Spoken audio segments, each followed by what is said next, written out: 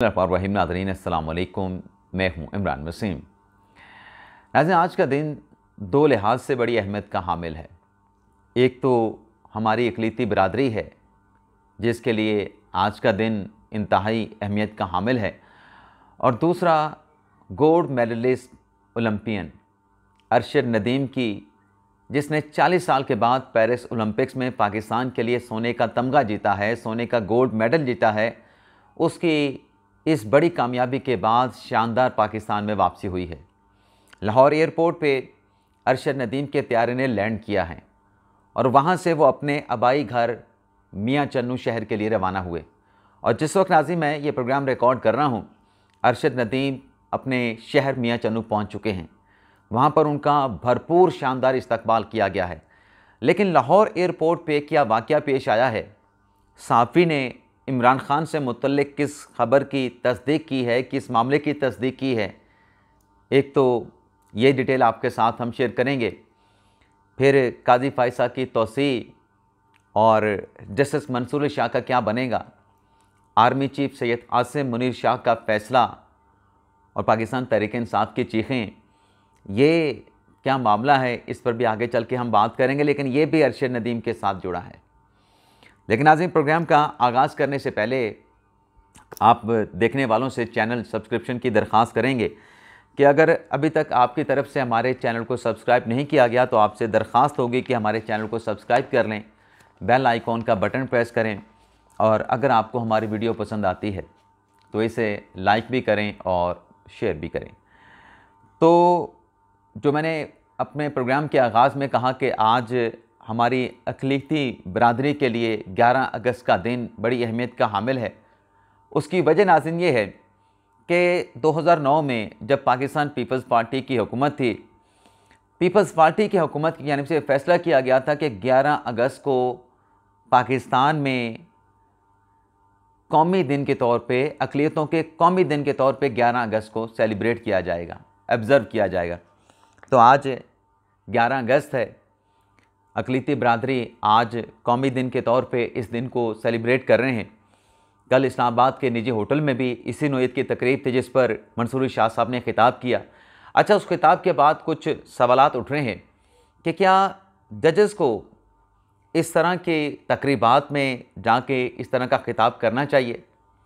सवाल उठ रहे हैं कि फ़ैसला देने के बाद आप इस नोयत की तकरीर करें तो इसका सोसाइटी पे क्या इम्पैक्ट पड़ेगा, इदारों पे क्या इम्पैक्ट पड़ेगा। और बल्कि ना सिर्फ सवालात उठ रहे हैं बल्कि ये भी कहा जा रहा है कि अगर मामलात इसी तरीके से चलते रहे तो ये तो अदलिया, एग्जेक्टिव और इदारों के माबैन जो है वो टकराव और तसादम की सूरत हाल जो है मज़ीद पेचीदा हो जाएगी, मज़ीद संगीन हो जाएगी। लेकिन बहरहाल आज चूँकि 11 अगस्त हमारी अक़लीती बरादरी का कौमी दिन है, हमारे बानी पाकिस्तान कायद-ए-आज़म मोहम्मद अली जिन्ना ने भी अक़लीतों को पाकिस्तान में मुकम्मल तहफ़्फ़ुज़ फ़राहम किया था। और उसके बाद अगर हम अपने दीन में आते हैं तो कुरान पाक में भी, नबी पाक ने भी, अल्लाह ताला ने भी अक़लीतों को मुकम्मल आज़ादी दी है कि वो अपनी इबादत गाहों में जाएँ, वहाँ पे जाके अपनी इबादत करें। और बल्कि ये भी कहा गया है, मुसलमानों से कहा गया है कि जो गैर मुस्लिम हैं उनकी इबादत गाहों को, उनके खुदाओं को बुरा ना कहो, क्योंकि जब आप उनकी इबादत गाहों को, खुदाओं को बुरा कहेंगे तो वो बदले में आपके खुदा को बुरा कहेंगे। तो दीन में, हमारे दीन में कोई ज़बरदस्ती नहीं। तो मुबारकबाद पेश करते हैं अक़लीती भाइयों को आज के कौमी दिन के इस मौका पे। और अब आ जाते हैं अरशद नदीम के मामले पे। अरशद नदीम नाज़रीन 40 साल के बाद बल्कि दो तारीखें रकम की। एक तो 40 साल के बाद पाकिस्तान के लिए गोल्ड मेडल जीता ओलंपिक्स में, आखिरी हम हॉकी का गोल्ड मेडल लेके आए थे।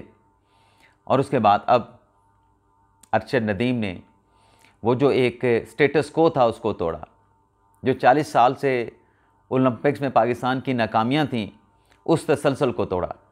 लेकिन साथ में 92.97 मीटर की जो थ्रो अरशद नदीम ने की 16 साल पहले, स्वीडन के गालिबन खिलाड़ी थे जिन्होंने 90 मीटर से ज़ायद की थी और ओलंपिक्स की हिस्ट्री का 118 साल का रिकॉर्ड तोड़ा है।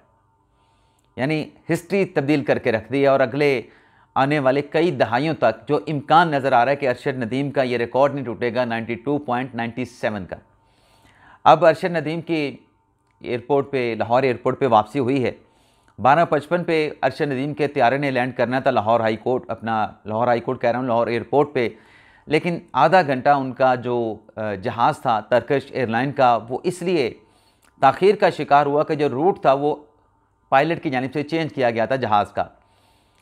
जहाज़ ने आना था तुर्की, जॉर्जिया, उसके बाद ये आज़रबाईजान, तुर्कमेनिस्तान, अफ़गानिस्तान के रास्ते पाकिस्तान में दाखिल होकर लाहौर एयरपोर्ट पे लैंड करना था। लेकिन त्यारे का रूट तब्दील हुआ, वजूहात होंगी, ज़ाहिर सी बात है। तो तुर्की से त्यारा जो है वो ईरान के रूट पे आया, ईरान से बलूचिस्तान में दाखिल हुआ, बलूचिस्तान से फिर कराची का जो रास्ता है वहाँ से जो है वो पहुँचा है लाहौर एयरपोर्ट पे आधे घंटे की ताख़ीर से। 1:25 पे लैंड किया और वहाँ पर वाटर कैनन से जो है वो अरशद नदीम को लाने वाला जो त्यारा था, उस त्यारे को कह लें या बल्कि अरशद नदीम को कह लें, अरशद नदीम को जो है वो वाटर कैनन के ज़रिए, वैसे तो त्यारे को सलामी पेश की गई जो अरशद नदीम को लेके आ रहा था, और फिर अरशद नदीम को अंदर से बाहर लाया गया पूरे प्रोटोकॉल के साथ, पूरी सिक्योरिटी के साथ। जो ड्यू उसका बनता था ना इस्तकबाल, वो इस्तकबालिया भी अरशद नदीम को दिया गया। उनकी फैमिली को लाया गया और वहाँ पे सूबाई काबीना के, पंजाब की सूबाई काबीना के मिनिस्टर मौजूद थे। उस्मा बुखारी थी, वफाकी मिनिस्टर मौजूद थे, नून लीग के रहनुमा मौजूद थे और पीपल्स पार्टी के रहनुमा मौजूद थे। तो वहाँ से वो जो वाक़या हुआ उस पर मैं बाद में आता हूँ। अरशद नदीम को एयरपोर्ट से बाहर लाया गया तो वालिद ने जिस तरीके से गले मिला, अपने बेटे को चूमा, तो वो भी बड़े जज्बाती मनाज़र थे। बल्कि उससे ज़्यादा जज्बाती थे जब अरशद नदीम ने वो गोल्ड मेडल जीता और ऐलान हुआ कि अरशद नदीम ने जो है वो गोल्ड मेडल जीत लिया है। ज़ाहिर सी बात है कि आंसू टपक पड़ते हैं खुशी से। तो जब वालिद साहब मिल रहे थे तो उससे भी हमारी आंखें भी नम हो जाती हैं, ऐसे जज्बाती मनाज़र देख के, जैसे अभी भी नम हो रही हैं। तो बहरहाल वहाँ से अरशद नदीम को जो है हार पहनाए गए, फूलों की पत्तियाँ निशावर की गईं, सलामी पेश की गई। तो अरशद नदीम को डबल डेकर गाड़ी पे बिठाया गया वहाँ से अरशद नदीम ने जो है, ज़ाहिर सी बात है कि वो इस किस्म का इस्तकबालिया एक्सपेक्ट कर रहे होंगे, लेकिन अगर कर भी रहे थे उससे बढ़ के ये इस्तकबाल उनको दिया गया। वहाँ से डबल डेकर से निकले, लोगों की आमद का ऊपर ठहर के जो है वो अरशद नदीम जो है शुक्रिया अदा करते रहे और वहाँ से अपने आबाई गाँव शहर मियाँ चन्नू जो है वो रवाना हो गए। अच्छा, मियाँ चन्नू के हवाले से आपको बता दें कि पंजाब हुकूमत ने जो तहसील हॉस्पिटल है मियाँ चन्नू का, उसे अरशद नदीम के नाम से मंसूब कर दिया है। ना सिर्फ ऐलान किया गया बल्कि इसका नोटिफिकेशन भी जारी कर दिया गया है। दूसरा, मरियम नवाज़ साहिबा ने जो 10 करोड़ का इनाम अरशद नदीम को देने का ऐलान किया है, वो भी ये फ़ैसला हुआ है कि मरियम नवाज़ साहिबा ख़ुद मियाँ चन्नू जाएंगी ये इनामी रकम जो है वो अरशद नदीम के घर पे उनको डिलीवर करने के लिए। तीसरा, अरशद नदीम स्पोर्ट्स सिटी मियाँ चन्नू में बनेगा, लेकिन अगर मरियम नवाज़ साहिबा चाहें और स्पोर्ट्स की पंजाब हुकूमत बेहतरी चाहती है तो तहसील सतह पे, हर तहसील के सतह पे, ज़िले के सतह पे नहीं, तहसील की सतह पे इस तरह की आप स्पोर्ट्स सिटी बनाएं, या चलें आप ना बनाएं, कम से कम एक सर्वे करवाएं कि पंजाब की हर तहसील में कितनी खेलों की सहूलियात मैसर हैं। क्रिकेट का ग्राउंड है, हॉकी का ग्राउंड है, फुटबॉल का ग्राउंड है, वॉलीबॉल का ग्राउंड है, बास्केटबॉल का ग्राउंड है, बाकी बैडमिंटन का ग्राउंड है और दीगर जो स्पोर्ट्स हैं उनकी सहूलियात मैसर हैं। ज़रा एक सर्वे तो करा के देखें। इंतहाई पैथेटिक, इंतहाई बुरा हाल, कोई खेलों का ग्राउंड नहीं, कोई उसके अगर ग्राउंड मौजूद है तो उसका वहाँ पे कोई हाल नहीं, कोई सहूलियात नहीं, ग्राउंड में ग्रास नहीं, पीने का पानी नहीं, ग्राउंड को लगाने के लिए पानी की सहूलत नहीं, जैसे ट्यूबवेल लगा के ग्राउंड को पानी देना है, कोई वहाँ पे मुलाजम नहीं, कोई देखभाल नहीं, कोई चीज़ नहीं। तो अगर मरियम नवाज़ साहिबा और हुकूमत, हमारे सियासी नुमाइंदे स्पोर्ट्स को आगे लाना चाहते हैं कि एक गोल्ड मेडल से इतनी आवाम को खुशी मिली है, तो बाकी मुल्कों के जो खिलाड़ी दर्जनों गोल्ड मेडल अपने घर लेके जाते हैं उनको कितनी खुशी होती होगी। तो मेरे ख्याल से अगर स्पोर्ट्स को प्रमोट करना है तो आप देखें तहसील के लेवल पे क्या चल रहा है। लेकिन बहरहाल शहबाज शरीफ साहब जो है वो अरशद नदीम के लिए ज़ोराने का बंदोबस्त कर रहे हैं। मॉडल टाउन लाहौर में ये ज़ोराने का किया जाएगा और जिसमें अरशद नदीम, उनकी फ़ैमिली और दीगर नामवर शख्सियात, पंजाब हुकूमत की, वफाकी हुकूमत की और सियासी जमातों के अहम रहनुमा शरीक होंगे। लेकिन लाहौर एयरपोर्ट पर क्या वाक़या पेश आया? वैसे नाज़रीन, मुझे फिर एक बार चलें किसी और तरफ जाने दें, या चलो इसी पे बात कर लेते हैं। ये रैंडम प्रोग्राम कर रहे हैं। जब बहुत सारे दोस्त कहते हैं कि इमरान साहब अब प्रोग्राम के दौरान जो है वो डी ट्रैक हो जाते हैं और बातें करने लग जाते हैं, मैं दरअसल प्रोग्राम नहीं कर रहा होता, आपके साथ मैं गपशप कर रहा होता हूँ। मेरा आपके साथ बात करने का, प्रोग्राम करने का तरीका ऐसे ही है कि जैसे हम और आप आपस में बैठ के बातें कर रहे हैं, गपशप कर रहे हैं। मेरे पास जो चीज़ें हैं मैं आपको बता रहा हूँ और आपके दिल में जो चीज़ है वो आप कमेंट बॉक्स में उसके ज़रिए आप अपनी राय का इजहार करते हैं। तो एयरपोर्ट पे नाज़रीन ये वाक़या पेश आया कि जब अरशद नदीम ने ये 40 साल के बाद गोल्ड मेडल जीता तो क्रेडिट के ऊपर बहस शुरू हो गई।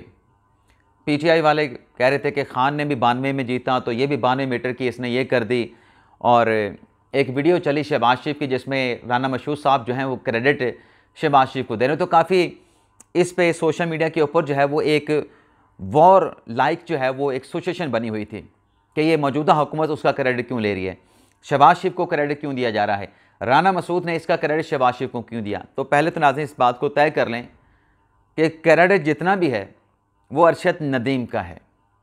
अरशद नदीम के अलावा किसी का क्रेडिट नहीं है। मौका दिया है, ठीक है, वो तो ओपनली बहुत सारे लोगों को मौका दिया गया था। पंजाब के यूथ फेस्टिवल में शहबाज शरीफ ने करवाया था, अच्छा उनका इनिशिएटिव था। लेकिन बात यह है कि मौका मिलने के बावजूद भी अगर उस अपॉर्चुनिटी को कोई अवेल नहीं करता, उसको इस तरह की कामयाबी में कन्वर्ट नहीं कर पाता, तो फिर वो क्रेडिट किसको देना है, वो डिसक्रेडिट किसको देना है। तो उस मौके से भरपूर फ़ायदा उठा के आज पाकिस्तान का नाम अगर रोशन किया है अरशद नदीम ने, तो क्रेडिट भी उसको मिलना चाहिए। हाँ, उसमें पार्टिसिपेशन बहुत सारे लोगों की हो सकती है, लेकिन क्रेडिट सिर्फ अरशद नदीम का बनता है। तो अरशद नदीम के बाद जब वो लाहौर एयरपोर्ट पे आए, ये सारी जब बहस चल रही थी कि ये क्रेडिट क्यों ले रहे हैं, आप तो फार्म 47 की पैदावार 47 की पैदावार हैं, आप तो फार्म 45 वाले हैं, आप कैसे क्रेडिट अरशद नदीम का ले सकते हैं। तो इमरान खान साहब के दौर में तो अरशद नदीम का एक स्टेटमेंट चला माजी का, जिसमें उन्होंने कहा कि इन्होंने डिपार्टमेंट बंद कर दिए, लोग बेरोज़गार हो रहे हैं। तो आज जब अरशद नदीम की वापसी हुई है तो अरशद नदीम ने जो कहा है वो दरअसल एक स्लैप था।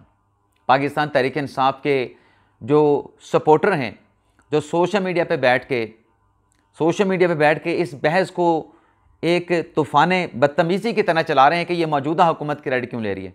तो ये सुने अरशद नदीम ने कैसे, मैंने जो थप्पड़ का लफ्ज़ इस्तेमाल किया, बाज़ औक़ात ज़रूरी नहीं कि थप्पड़ आपको फिज़िकली पड़े, थप्पड़ बाज़ औक़ात बोलने से भी पड़ जाता है। सुने अरशद नदीम क्या कह रहा है। मैंने इसी साल राइट नी की सर्जरी भी करवाई, तो उनके साथ साथ मैं अपना डॉक्टर अली शेख बाजा साहब का मैं शुक्रिया अदा करता हूँ, और इनके साथ साथ अपना पीएम साहब का मैं शुक्रिया अदा करता हूँ। मेरे ख्याल में ये मैं उन्हीं का लगाया हुआ पौधा हूँ जिन्होंने यूथ फेस्टिवल करवाए थे, तो उसी में मैंने अल्हम्दुलिल्लाह हिस्सा लिया था। और अच्छा, ये अरशद नदीम कह रहा है कि मैं शहबाज शरीफ साहब का लगाया हुआ पौधा हूँ, जो उन्होंने यूथ फेस्टिवल कराया था, वहीं से मैंने अपने इस खेल को लेके चले थे।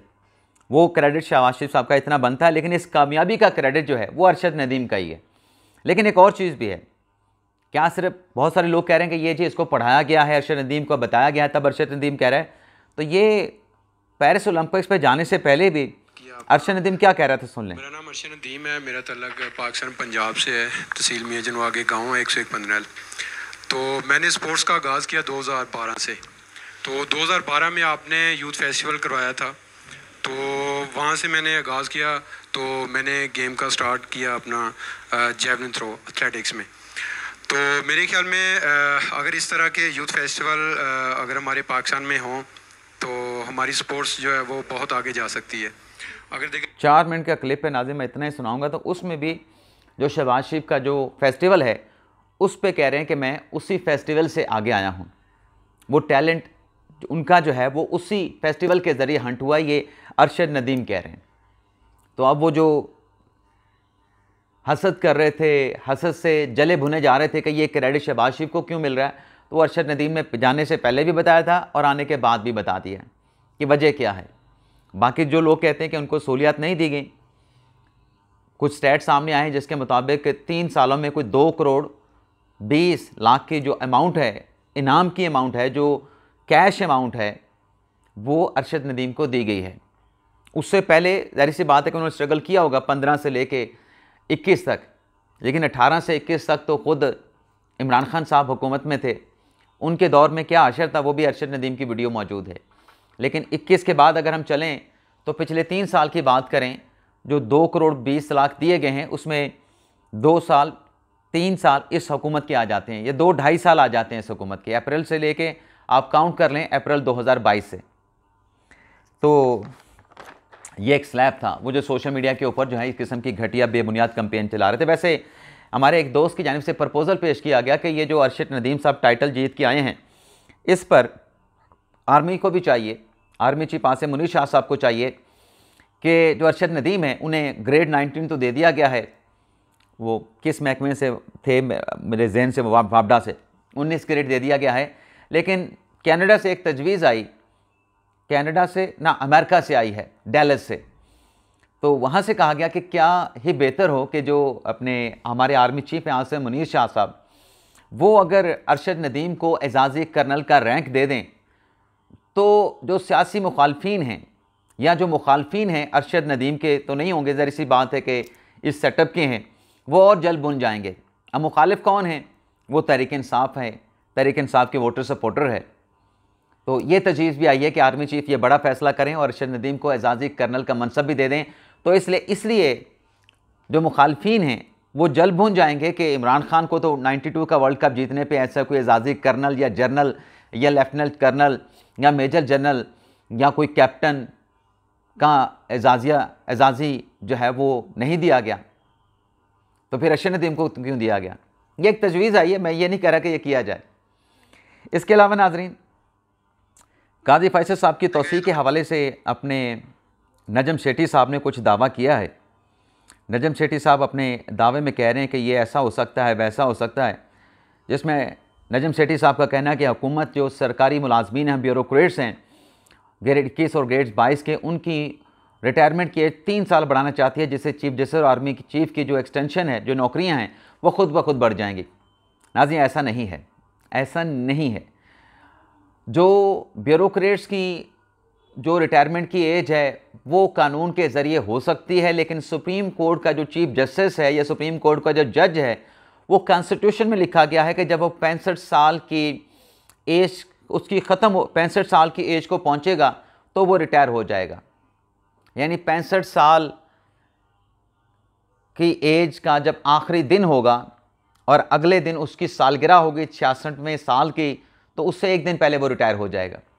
तो हुकूमत अगर आम का लेजिस्लेशन से ये सब कुछ करती है तो वो आईनी तरमीम का मुतबादल नहीं हो सकता।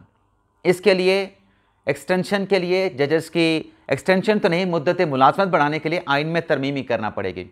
और नजम शेट्टी साहब ने यह भी कहा कि हुकूमत ये भी चाहती है कि जो सीनियर प्यूनी जज हैं उसको भी घर कैसे भेजना, बल्कि मैं आपको क्लिप सुना देता हूँ, ज़्यादा लंबा नहीं है। मगर उनको मिल जाएगी।